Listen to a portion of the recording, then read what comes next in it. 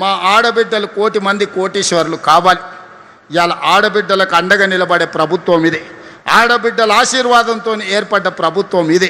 అందుకే ఈ ప్రభుత్వంలో మొదటి ప్రాధాన్యత ఆడబిడ్డలకు ఉంటుంది, రెండో ప్రాధాన్యత మా నిరుద్యోగ యువకులకు ఉంటుంది. అందుకే young India skills university, young India sports university, young India integrated residential schools పెట్టి సంవత్సరానికి 27,000 కోట్ల రూపాయలు పేదల విద్య కోసం ఖర్చు పెడుతున్న ప్రభుత్వం, 8% నిధులు ఇచ్చిన ప్రభుత్వం దేశంలోనే తెలంగాణ ప్రభుత్వం అని ఈరోజు నేను గొప్పగా చెప్పదలుచుకున్నా.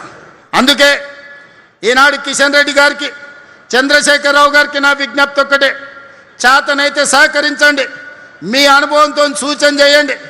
లేకపోతే మీ అబద్ధాలతో, మీ అవినీతితో, మీ అహంకారంతో ఈ తెలంగాణ అభివృద్ధిని అడ్డుకోకండి.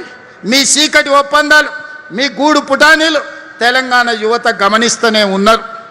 ఇవాళ ఎప్పుడు అభివృద్ధి కోసం నేను పోయి ఢిల్లీలో కలిసి వచ్చినా 3 రోజుల తర్వాత కిషన్ రెడ్డి పోయి కలుస్తాడు.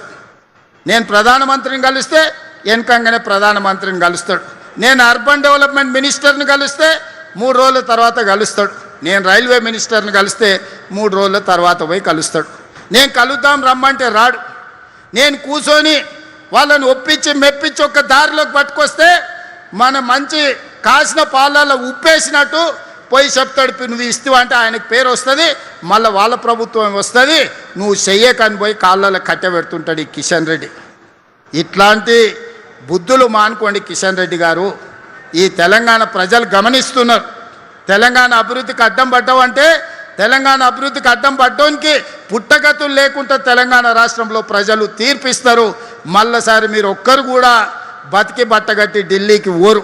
అందుకే ఈనాడు ఇంత మంచి కార్యక్రమం, అభివృద్ధి కార్యక్రమాల్లో భాగంగా మీరందరు ఇక్కడికి వచ్చిండ్రు.